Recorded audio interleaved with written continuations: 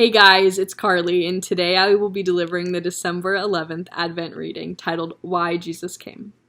Since therefore the children share in flesh and blood, he himself likewise partook in the same things, that through death he might destroy the one who is the power of death, that is, the devil, and deliver all those who through fear of the death were subject to lifelong slavery. Hebrews chapter 2 verses 14 through 15 is worth more than 2 minutes in an Advent devotional. These verses connect the beginning and end of Jesus' earthly life. They make clear why he came. They would be great to use with an unbelieving friend or family member to take them step by step through your Christian view of Christmas. It might go something like this. Since therefore the children share in flesh and blood, the term children is taken from the previous verse and refers to the spiritual offspring of Christ, the Messiah. See Isaiah chapter 8 verse 18 and chapter 53 verse 10. These are also the children of God.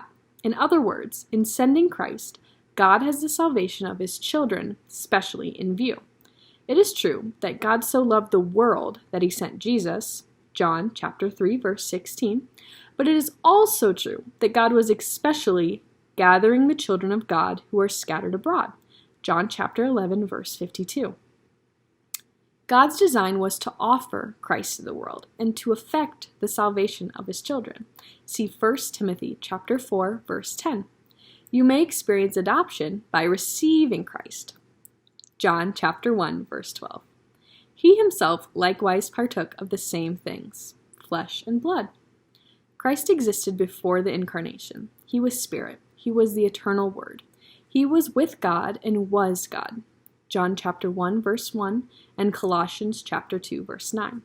But he took on flesh and blood and clothed his deity with humanity. He became fully man and remained fully God.